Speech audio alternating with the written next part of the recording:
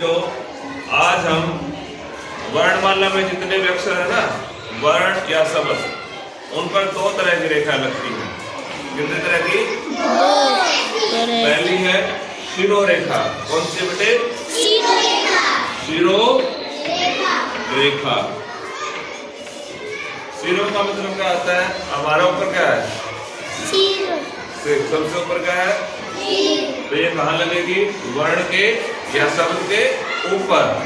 ये देखो क्या है कि तो क्या लगी? शिरोरेखा। क्या लगी? शिरोरेखा। ये क्या है? वर्ण रेखा। इसमें कहाँ लगी? ऊपर। वैसे क्या बोलेंगे हम? शिरोरेखा। क्या बोलेंगे? शिरोरेखा। फिर दूसरा प्रकार है खड़ी रेखा। खड़ी रेखा। खड़ी रेखा। इसके बेटे तीन प्रकार है। कितने प्रकार है? तीन। अंतरेखा, मध्य रेखा और अर्ध रेखा। अर्ध ऐसी बनवाते हैं। देखो दो वर्ड बनता है, दो तरह की रेखाएं हैं। एक शिरोरेखा और ये कौन सी है? खड़ी रेखा। और इसमें पहला प्रकार है अंत। अंत रेखा का मतलब है, अंत का मतलब हो गया अंतिम। क्या होगा? अंतिम। जैसे हमने लिखा वर्ण पै। पै के अंत में कैसी रेखा है? सीधी। खड़ी रेखा है ना? ये वर्ण के अंत में लगी। क्या लगी? वर्ण के अंत में। अंत में। और ये देखो वर्ण लय। खड़ी रेखा देखने से हमने कहाँ लगी? वर्ण के आखिर में, अंत में। और मध्य का मतलब क्या होता है? मध्य, बीच में। जैसे तीन उंगलियां हैं। कितनी उंगलियां हैं? तीन। इसके मध्य की रेखा बताओ। ये होगी? No sir. और नो यस सर। हाँ, मध्य का मतलब होता है बीच की रेखा। बीच। जैसे हमने वर्ण लिखा कै।